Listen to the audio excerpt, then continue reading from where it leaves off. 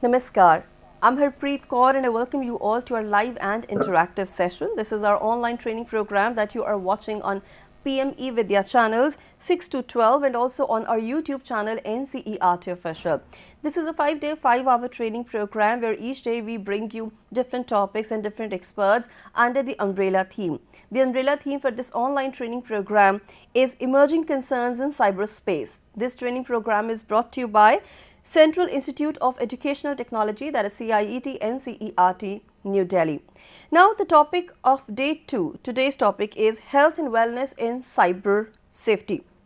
We all know that we are living in a cyber age or digital age where sometimes health and wellness takes a backseat because excessive use of digital technology often leads to mental, emotional and physical disturbances. Now it is very important to keep yourself safe and sound. How you can do that? There are strategies to cope with the challenges these days. You know, people are having fear like FOMO, fear of missing out, and they also have certain other inhibitions. So it is very important that you take care of your health. You of course detox from time to time in case you want your health not to get affected. Though it is inevitable to avoid the use of digital technology these days, but then health and wellness should never take a back seat.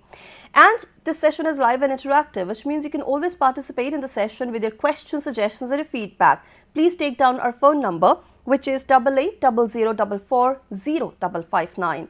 We also have a dedicated email ID for you, and that is training.helpdesk@ciet.nic.in. And since we're streaming live on our YouTube handle NCERT Official, you can always go to the comment section, put in your questions there, your suggestions and get in touch with us instantly. We request you all to not kindly mark your attendance and kindly send relevant questions to us. Now, this is a training program, which means that you will be getting a certificate also. On the last day of the training session, there is going to be an assessment. If you score more than 70%, you'll be granted a certificate. I'll share all the details with you, how you can do that, how to register and how to attend the assessment, everything in detail by the end of today's session. So I request you all to kindly pay attention and watch the session very carefully. To have a discussion on today's topic, that is health and wellness and cyber safety, we are joined by our expert. We are joined by Dr. Yatanpal Singh Balhara. Sir, namaskar and a very warm welcome to you. Namaskar. Thank you. Let me tell everybody that sir is Professor of Psychiatry from AIIMS New Delhi. Now sir, before we delve deep into the topic and ask you some of the questions, because this is a topic that concerns us all, I request you kindly share with us a brief overview of what exactly we are going to learn in today's session. Okay, thank you once again, and I also welcome everybody to this session. Sure. As you very rightly said, when we talk of digital space, we are talking about everyone. We are talking about children, adolescents, adults, teachers, and parents as well. So in today's session, we are delving into a very specific theme, that is health and wellness in cyberspace. Yeah. What that means is that when we are accessing these digital devices or when we are in the digital space, we need to ensure that we take good care of ourselves. And by good care, I mean good care of our health, which is physical health as well as mental well-being. So this is what we're going to focus on in today's session. Kindly go ahead with your presentation, and in between I'll be inviting the questions, and I have questions for you as well. Yeah. Sure. So as we have already discussed briefly, we are going to focus on health and wellness. Mm-hmm. And health would mean physical as well as mental health. Yeah. We are not just targeting only the disease part of it here, but we are talking about well-being in a more broader perspective. Right, sir. So let's try to understand why it is important to focus on this. We know cyber safety, cyber security is very important. But why does it become so important or so critical that we talk about health and well-being as well when we talk of digital safety or digital spaces?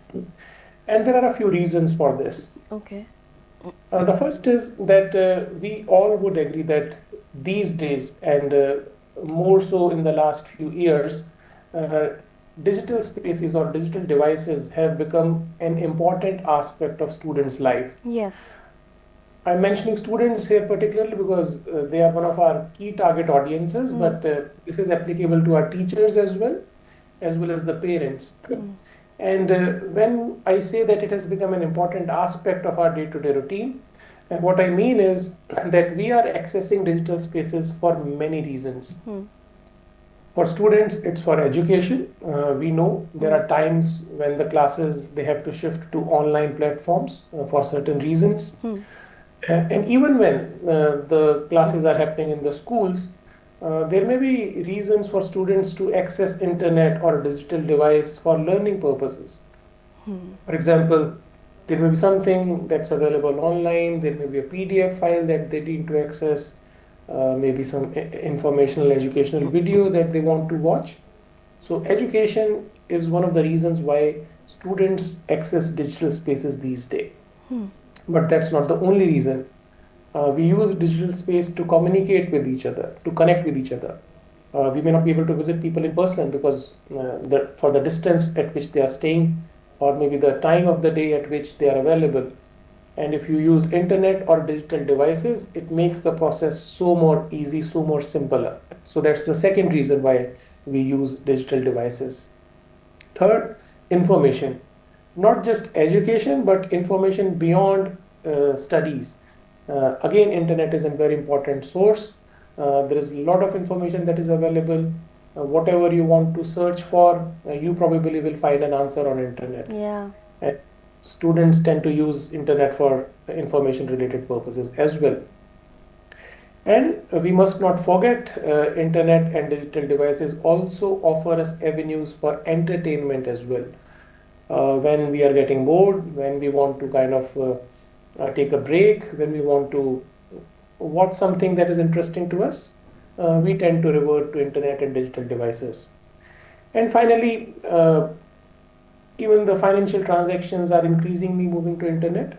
Maybe for students, it's not a very common reason to access online spaces, but we can't deny that they are also starting to use different online platforms to make payments whenever it's needed by them. Right. So it tells us is that there are multiple reasons because of which internet and digital devices they are becoming an important part of students' daily routine. And so you'll agree that these days we also use it for storage purposes, like you're saving your pictures, important documents on the cloud. You have facilities like DigiLocker. Again, you feel that there's a safe space to keep your valuable documents or any soft copies for that matter. That's correct. Valuable documents are valuable pictures that we cherish, the memories that we create. We love to store it online because it is so very convenient. You can access it anywhere. It doesn't occupy the space on your devices. Yes. So yes, those are other reasons why we access digital spaces. So that's one reason why this is so important to talk about. Second is, since the reasons have increased, so has the time. And by that, what I mean is that students are increasingly spending a greater amount of their time using internet or digital devices. It is quite understandable because many activities have shifted to online mode. Online platforms offer multiple opportunities. They offer the convenience. They offer the convenience of accessing the content when we want, when we need, and that increases the amount of time that they tend to spend online. So that also gives us a very compelling reason that why we should focus on health and wellness in digital spaces. But it doesn't end there. What is even more critical is probably this third reason, that while you may be in digital space for a fixed number of time, maybe a few minutes or maybe a couple of hours at times, but that does not mean that the implications they end over there. There may be situations where you are on digital space, but the consequences they extend to physical space. For example, you might have used internet maybe for 1 hour, but if your posture was not correct while you were sitting on your chair, you may experience back pain even when you stop using digital space. So the consequences or the implications of being in digital space, they extend beyond the time that the students they spend in digital space. Right. So students are using internet and digital spaces for many reasons. B, they are spending a substantial amount of their daily routine or daily time using internet. And C, since the implications they can persist even in the physical space or beyond digital space, it becomes very critical to talk about health and well-being in digital space, especially from the student's perspective. Now, having discussed why it is important, let's now move on to the second part of this presentation where we discuss what are the different contexts in which health implications can be experienced. And again, when I say health, I talk of both mental health as well as physical health. But when it comes to our students, we need to look at it in a more comprehensive way. So the implications don't end with the health implications. They kind of spill over into other domains as well, and they can indirectly affect their health and well-being. And I'll discuss that in a while. But to begin with, the one aspect of our presence in digital space that impacts the outcome is the kind of time that we spend. So, if we are spending too much time in digital space, it is likely that we might experience some adverse consequences. That doesn't mean that necessarily all of us will experience these consequences, but it increases the chances, it increases the probability, and the risk increases if this time that we are spending is not appropriate. Appropriate would mean that you are not sitting appropriately, so that there can be consequences for your physical health. Appropriate might mean you are not taking breaks in between, which may have implications for your eye health. Inappropriate maybe in terms of the kind of content you are accessing, which Yes. may not be good for your mental health and well-being. So this the one way in which the mental health and well-being may be impacted, that is the excessive time being spent in digital space. You're right, because you very correctly said when it comes to physical health, we see problems like dry eye, or we start having pain, or like headache, excessive headache, and as you said, posture becomes a problem. Now we see these days that students are hardly interested in taking a hard copy of book in their hands and reading it. They are reaching out to electronic gadgets, and emotionally also they're getting detached from the outside world. They have created their own little world in the cyberspace, and they're getting influenced by it. There is no one to guide them or to mentor them, and they also become vulnerable to many untoward incidents as well. Yeah, that's I completely agree with you. That's absolutely correct. In fact, we'll be discussing this in greater detail in a while. The implications are for physical as well as mental well-being. And as you very rightly pointed, the physical health may be impacted in many ways. Some of these you have already described, and I'll touch upon it briefly in my presentation as well. But more importantly, the mental health aspect is very critical as well, and we will be coming to that as well in a while. So this is one way in which the implications may be experienced, but that's not the only way, because many times we tend to focus only on how much time you are spending. I agree it is critical, but more than time at times, what becomes even more critical is the kind of content we are accessing in Yes. digital space. Be it social media, be it internet, be it a gaming platform, or an OTT platform, what we watch impacts us. It impacts us mentally in many ways. It can make us more or less anxious. It can make us more or less aggressive. It can shape our behavior. So besides the amount of time we tend to spend in digital space, the type of content that we access is also very critical, and it impacts the outcomes in many ways. Yes. That's not it. There are other reasons as well. For example, since we are talking about cyber safety, we have sessions which are dedicated to issues related to privacy and safety of our data. I won't touch upon those aspects here, but I would just like to highlight that there are instances where you experience an online fraud, or you experience an online data breach. Now, that seems to be a security issue, and it's correct to believe that, but it can also have its own mental health implications as well. And sometimes Uh, it is also about threat to your life. Like we have seen in the past how different online gaming platforms have proved to be fatal for the one using them. Yes, when people lose their data, their valuable data, their pictures, something that they didn't want to share, when it gets breached or when it gets accessed without their will and wish, not only the information has been lost, you don't feel good about it. Yeah. It makes you feeling stressed. it makes you feel uneasy, it makes you worry, and that in itself can lead to different kind of adverse consequences in terms of mental health and well-being. Yes.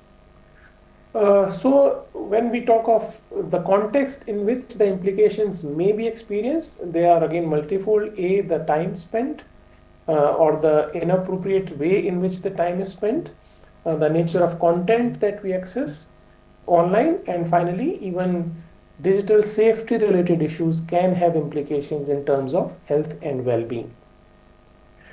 Now, if you talk of adverse impact on mental health and well-being, specifically on this domain, I've already touched briefly upon data theft and financial losses that can happen in digital space. But when it comes to students, there are a couple of important themes beyond data theft that we should be aware of. And these include cyberbullying, cyber stalking, and cyber grooming. These are very important concerns related to safety of children and adolescents. Uh, Online platforms are being used for these purposes. These not only put the safety of a person in question, they also lead to negative experiences which contribute to negative emotional states. It's a very uneasy thing to go through. It's a very unpleasant experience, and it just doesn't end there. In many cases, it leads to very significant adverse mental health consequences. So these particular themes are also of great concern when we talk of safety as well as well-being in digital space. Now, in terms of consequences that one can experience, there are again many, starting from experiencing stress, which means being in a state where you are not comfortable, you are not feeling good, you are not feeling positive, your mind is not at ease, you may be worried, you may be restless, you may be getting troubled thinking about certain things. So that is one experience which is one of the most common experiences that people have in terms of negative implications of these adverse consequences. In some individuals, this stress can take the shape of full-blown depression. By that, I would mean depression as a mental disorder, which is called as a depressive disorder. There are instances where people who experience these negative events, or otherwise as well, if they're spending too much time for reasons which are not appropriate, it can lead to low mood, depressed mood, loss of interest in other activities, impairment of sleep, impairment of appetite, negative thoughts, not just for themselves, but for the world around them.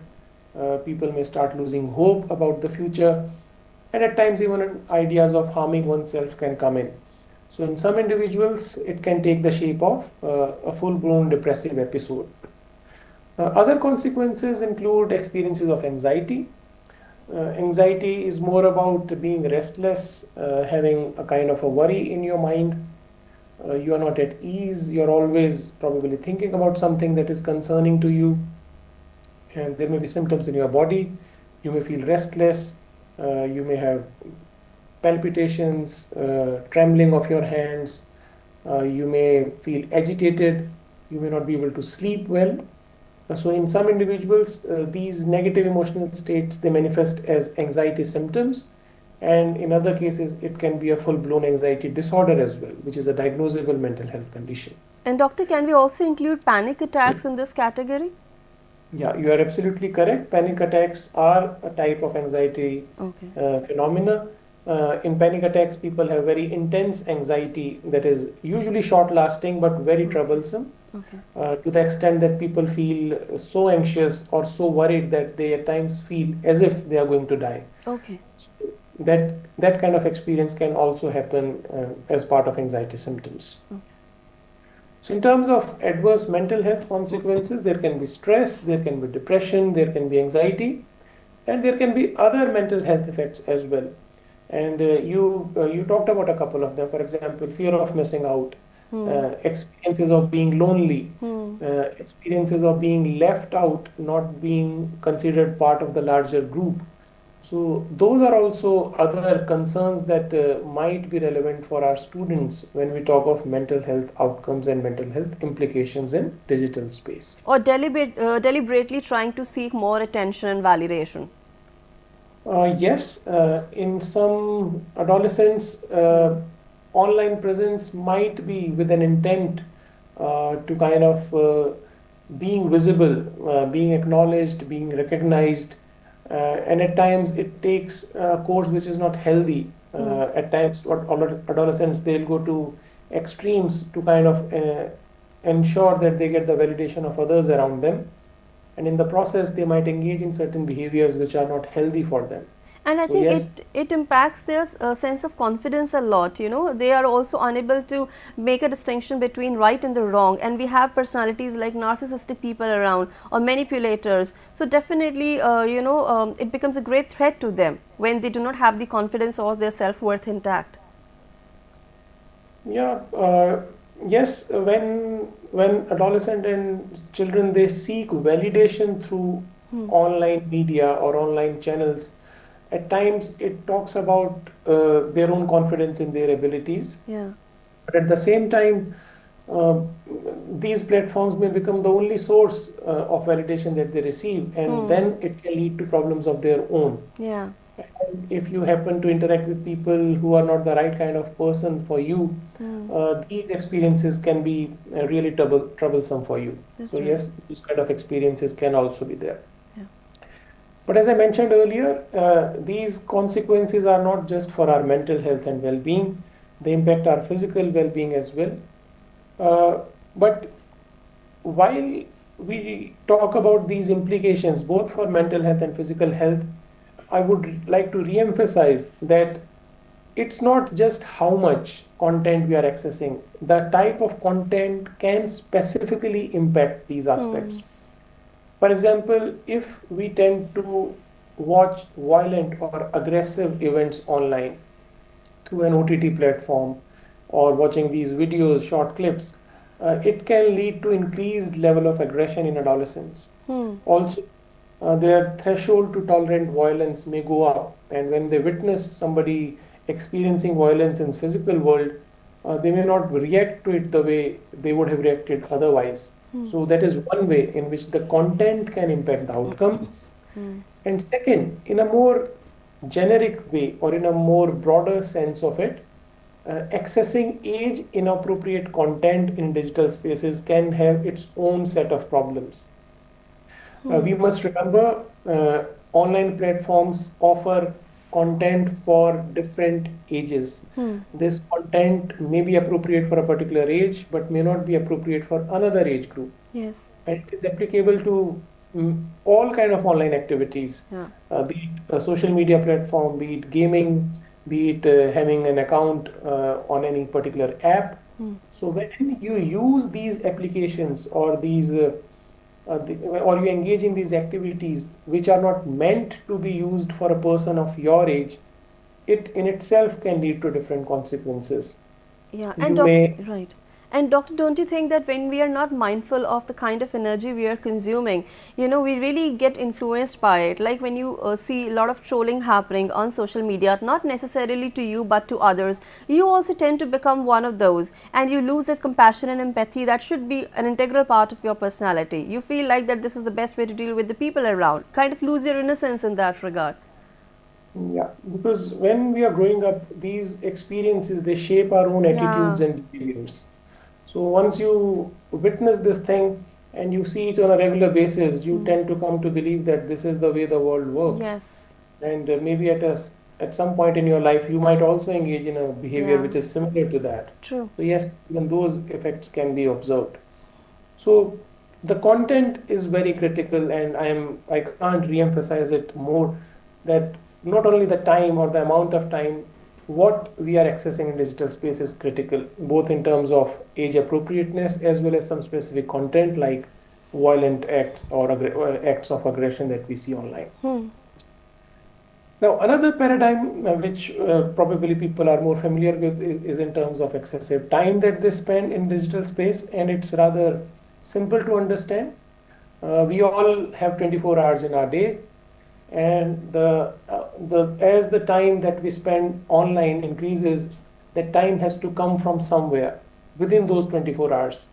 So if you spend 1 hour online and then if you increase it to 2 hours, you have to take the time away from some other activities of your daily living. Now, this is particularly relevant for our students because our students have a very, I would say, a very tightly packed daily schedule. Uh, they have to study, they have to uh, play around, they have to meet their friends, they have to eat, they have to sleep well. And they have to So, match the expectations of their parents and peers around also. yeah. So, for all these, you need to have time. And since you have a fixed amount of time during a day, the more time you spend in digital space, you have to take that time away from some other activities. And when these activities happen to be your sleep or your food or the time that you need to spend playing outdoors in terms of having some physical activity, it will worsen the implications. It will make things even worse for you in terms of negative consequences. That is why one of the earliest daily activity that takes a hit is our sleep-wake cycle. It is usually recommended to have a regular sleep-wake cycle. What that means is you go to bed on a particular time, you get up on a particular time so that your body gets used to it. That rhythm is there.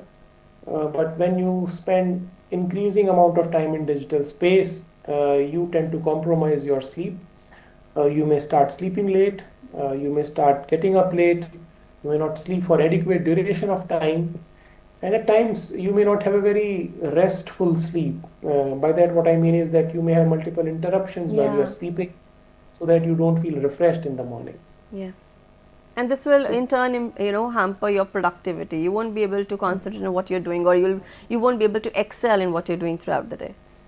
yeah, so the sleep that we had yesterday prepares us for today. Yes. So, our mind needs it, our body needs it, and if it is inadequate for any reason, our mind and body won't be able to figure out whether it was a valid reason or not.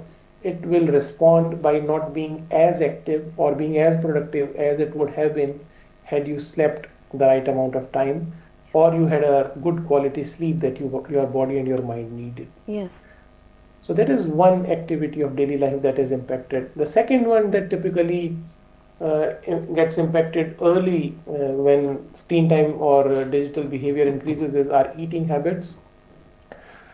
Since we are watching something, we are doing something online which we think is important for us, it's very common to ignore what we are eating. We may eat on time. While we are eating, we might be watching something or getting distracted with that.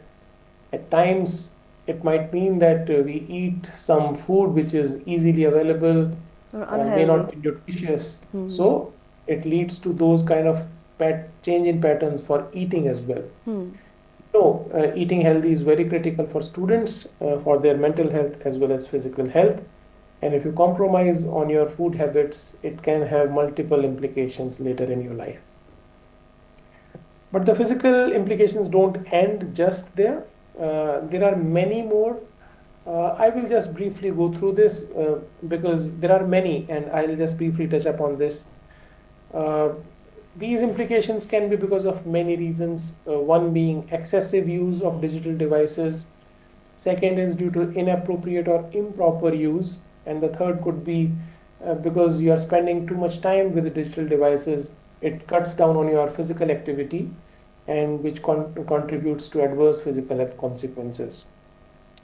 You can have pain in different parts of your body, including your wrist as well as the joints in your thumb, especially if you are using a smartphone a lot or you use a mouse with a computer and the posture or the position of your wrist is not appropriate or correct. You can have pain there. You can have pain in your neck, your back, if you're not sitting properly, if you're not seated properly. Your posture is not correct, it's not good. It can lead to pain in your back. As you mentioned in the earlier part of this session, there can be headaches, Yeah. which can be mild to very severe headaches at times. There can be problems with our eyes. There is something called as computer vision syndrome, where people develop these dry eyes or red eyes or itchy eyes There can be blurring of our vision, there can be pain in our head, pain in our back. We feel a sense of tightness or weakness in our muscles Hmm. and feel comfortable. So that is possible. There can be impact on our hearing, especially if you watch content that has audio which you Hmm. tend to play at louder volumes. It can impact our hearing as well. It can lead to hearing loss at times, Hmm. which may or may not be reversible depending on the nature or the extent of hearing loss that we experience. Uh, so health is impacted in both physical as well as mental dimension. But as I mentioned earlier, while health can be impacted directly because of our presence in digital space, it can be affected indirectly as well. And one of the ways is the impact through academic problems. Uh, I'll give you a scenario. For example, there is a student who tends to spend a lot of time Hmm. on social media. So what that means is it interferes with the studies. Hmm. So it takes the time away from the studies, which will eventually mean the grades will go down. Maybe the student won't be performing as well as he or she was doing earlier. Now, this will lead to poor performance. Poor performance will lead to not feeling so good about what you did. Hmm. So, that in itself can be a reason for feeling stressed. So, low attendance, lack of interest in studies, poor concentration, low grades, and even failure in exams are some of the academic challenges that may occur, which can eventually impact our well being. Yeah. But again, that's not the only way. There are other ways as well. One of the common ways in which our well being might be impacted is the impact on interpersonal relations.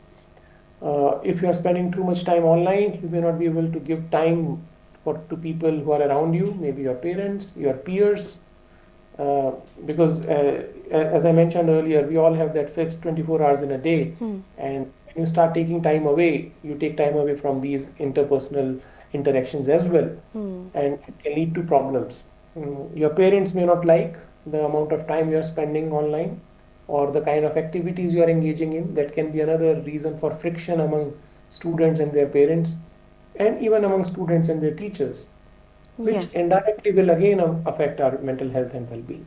Yes, your social interactions go down. You're not meeting your family members on occasions. Your relationships get affected, and of course, it also hampers your confidence and forces you to go into some kind of self-imposed isolation. Where you don't want to be around people. You become cranky. You become irritable, and you don't have the sense, or you don't remain thoughtful anymore. So you keep on hurting people, and in turn hurting yourself. Mhm. And also, what may happen is since you're not very comfortable interacting with people in in-person settings, you Yes. might find yourself very uneasy when you have to face somebody. So even those kind of challenges can come up. It also impacts their attention span, like they do not have patience left them in anymore. They do not have any listening ear, or if you want to make them understand, you want to sit and talk to them, they're least interested. So I think this is also something which is the negative impact of using more of digital devices. Now, these aspects of our functioning also get impacted. Now, how much it is impacted, it depends on the kind of engagement you have with digital platforms. And the content you're consuming. Yeah, so it may be very variable, but yes, these are some dimensions that again can be impacted and they can have their own implications and consequences. Hmm. Financial issues can also come up. While you may be a victim of a financial fraud, which is online, that is one way. But at times you may spend money in certain online behaviors which is not meant to be spent, or at least not meant to be spent to the extent that you tend to spend. So even those losses, they can happen because of our inappropriate use of digital spaces. Or even you start misusing the money available to you without the knowledge of your parents. That is like you can start stealing or something like that. That also happens. It's like an So addiction because you want more of it, and for that you need money. So if you're not getting it through legitimate means, of course you will go towards all those unwanted means. yeah, so when people need money, A, they will try to use the legitimate means or measures, but when you need money and you don't have the legitimate means to access the money, you tend to go into these ways which are not considered legitimate, like you may Yes. steal, you may, Online gambling or gambling otherwise, anything for that matter. and what is more important, that while there are so many problems that may occur, we need to keep in mind that don't occur in isolation. Typically, they are interrelated or interconnected. One leads to the next. Another, yes. So it's not that if I am engaging in digital space excessively, I will have one problem and rest of it will be settled. No, Yes. typically you will have problems in multiple domains, and problem in one domain can lead to problem in another domain, and which can increase the problem in the first domain in turn. So it's a vicious cycle that might become very difficult to break at times. Yes. Now, another important concept that has become more and more relevant these days is excessive and problematic use. A description that we use to describe a pattern of use that may be problematic and can even be addictive in nature, which means that some of our online behaviors can be to an extent and in a pattern which is considered an addiction. In fact, World Health Organization a few years back introduced gaming disorder as a diagnosable mental health condition. So that tells us that there are people around us who may engage in these online behaviors to an extent or in a manner which can be diagnosed as a mental health disorder. So that is the extreme to which it can go. Now, having discussed what are the reasons why we need to know about this, what can be the consequences, let's now learn a bit about what can be done. The first and foremost is we need to be aware that yes, this is an important issue. When we talk of cyber safety, the safety element is critical. There are no two ways about it. But besides the safety, we should talk about the health and well-being as well, because it is equally critical or equally important. There is a lot that we can do. The first thing that I would like to talk about is that the approach that we take is very critical. And it is more for our teachers and our parents that when we approach children and adolescents on these themes, it's very important that we don't take a confrontational approach. By that, what I mean is that you cannot be out there trying to correct them or trying to point out what mistakes they are making all the time. Because we need to remember the underlying principle is to engage, not to kind of put them in a shell or make them behave in a way where they don't see any reason to interact with us. Right, you're right, because this way, the entire communication gap will only enhance further. I mean, you cannot give a disappointment look to your ward or your child that you have done wrong or you have wronged me. Instead, you need to have a dialogue, and of course, children, they do not understand through lectures. You need to set an example in front of them. You have to follow the same practices that you're trying to teach them. You have to kind of create some tech-free zones in your house or in the vicinity for children or teachers in schools, because that is how you'll be able to show them that this is what they are practicing and how it is helping them. In turn, they will also follow. You need to come across as really convincing. Yeah. What the point basically is that you need to take them on board. Yeah. So when we are deciding for somebody, it should not be a decision we make for them. It has to be a decision that we make with them. So that should be the underlying principle that we follow. The second is please try to remember or try to kind of keep it in your mind all the time that this is not a one-time event. And by what I mean is that it is not something that you talk about once in a year or once in their lifetime. No. This is something that has to be addressed on a day in, day out basis. Because see, these interactions that happen in online space, they happen every day. So you cannot expect that you will do something today and the effects will last forever. No. It has to be addressed on a regular basis, maybe on a day-to-day basis.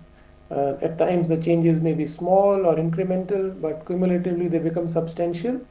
So we have to keep putting in that effort. We have to be consistent. Yeah. So that is again important for us to keep in mind. The third point that we need to remember, and this again is more for our teachers and parents, is that uh, we should be very sure or we should be very aware what the problem is. At times we tend to mislabel the problem. And to highlight, I'll show you a couple of clips there. When we started having these online classes, we started having these media reports that these classes can raise the concern of screen addiction. Now, please remember, screen addiction is a very complex concept. Screen addiction doesn't mean that anything that you watch on a screen will lead to addiction. No. What you watch, the intent behind it, the purpose behind it, the expectations of why you watch it, there are multiple factors that determine the outcome. So, watching content online as part of their online education may not be addictive. So, we should avoid using these phrases loosely. Yeah. Second, we keep on getting into these debates that whether internet is good or bad. This again is not the question that we have to answer. The question is different. Internet being good or bad is not the concern here. Internet has good things about it. It may have not so good things about it. But we need to see that in context of our students, what is relevant, what is not relevant. So let's not label internet, smartphone, gaming, social media as good or bad. We need to see how we can derive the positives out of it while we ensure that the problems are not there. Yeah, technology is a good servant but a bad master. Instead of getting controlled by it, you need to learn to control it. Yeah, and students can use or make use of technology to improve their skill set, their knowledge. Yes, So it's not whether technology is good or bad. The question is the way we use the it. way So we use, that's that's right. critical. Yeah. Again, what we need to do is we need to target all students. And by that, what I mean is that many times people tend to believe that there are two types of students or children, one with problem, one those who don't have a problem. But when it comes to internet related phenomena, it's a spectrum. We all lie on this continuous spectrum. Some of us may not have any problems. Some of us may have extreme level of problems. But a lot of us are there in between there. So this approach cannot be targeted at a couple of students. We need to include everyone in the process when we are addressing these issues. So we should leave no one behind. That should be our strategy when we roll out these interventions. Also, what is important to remember is that many times we tend to focus too much on knowledge, that let's create awareness and that will solve the problem. But please remember, lack of knowledge is not the only barrier. Yes, knowledge is important, awareness is important, but we need to go beyond that. We need to bring in the attitudinal shift. We need to bring in change in our practice and our behavior. So the knowledge should be supplemented with attitudinal shift as well as practice change. And only then it will translate into lasting behavior. Of course, you can practice digital detox every now and then so that you can avoid the overconsumption of information that is not even relevant and hampering you in some or the other way. Also, we need to be very clear of what are our targets. So why the time spent online is one of the critical targets. There are other targets that we should keep in mind. For example, what is the reason for our use? Why we are using these devices? Is it for pleasure, recreation, or just spending some time? Or is it for educational purpose, connecting with others, spending quality time with others? So the reasons are also equally important, not just the amount of time that we spend online. As a rule, it is preferable not to use digital space as a substitute for physical space. Whatever can be done in physical space should be done in physical space. Yes. It should not be moved to a digital space. It's one of the most simplistic approaches to is like having a daily routine where students know what they are supposed to do at what time of the day. So they should be aware that when the digital space can be accessed, what are the times when they should not be accessing digital space, and having a timetable can help with that. Right. Setting limits, it's possible these days. The devices, they come up with these options. You can predefine or pre-specify the amount of time that you will spend or the time of the day when you won't use the device. So that is very easy to do these days with the help of technology. Prioritizing offline activities, spending time doing physical activities, interacting with people in person can help us remain away for digital spaces for reasons that we don't need to be there. You talked about creating device-free zones. Yes, we can do that. There may be parts in our house, in schools, where we don't access the devices. Also, we need to focus on what is called as mindful use, which Yes. means that we should be aware why we are using these devices, what is our purpose, what is our intent, and what we are expecting, rather than mindlessly scrolling. Yes. There should be some device-free times, like while we are eating meals or before bedtime. We should shut down the device. We should not be using it particularly at those times. NCRT has developed these guidelines that talk about the ergonomics. You should sit straight. You should maintain a particular distance from the screen. This helps with the physical well-being. Take breaks. Don't just keep sitting and keep working. Get up, move around, come back, and again start working. Keep changing your posture. Don't just remain in one position for a long duration of time. Don't slouch. Prefer to sit straight with your back straight so that there is no pain in your back and your neck. Try to move around after every 20 minutes or so. Take a brief break. Maybe walk around for a while and then come back and start working again. At the same time, we also need to remember that this is a theme where everybody needs to be included in the process. Yes. There is a lot that can be done. Teachers, parents, as well as students, they need to be engaged in the process. Everybody has their own role.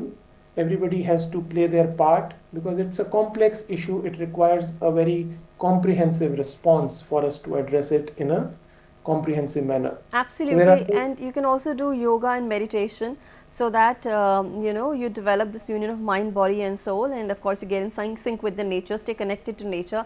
Now sir, we have very little time, hardly a minute or so I request you to kindly wrap up with a message or anything important that you would like to share. Yeah, I'll try to finish soon.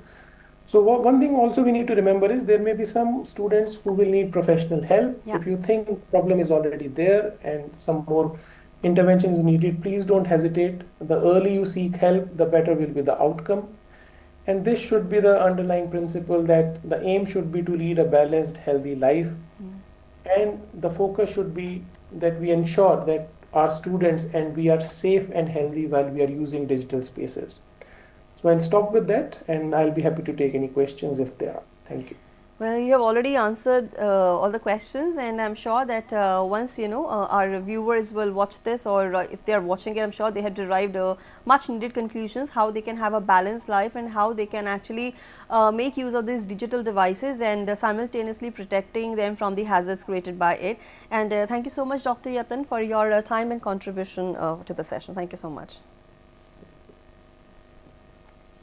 Right. So this was our session on day 2 where we talked about, of course, an important issue, that is how you can, of course, take care of health and wellness in cyber safety under the umbrella theme of emerging concerns in cyberspace. Now we are wrapping up the session over here, but before I exit, it's time for me to tell you about what I promised in the beginning, that is how you can actually register yourself for the training session and how you can attend the assessment.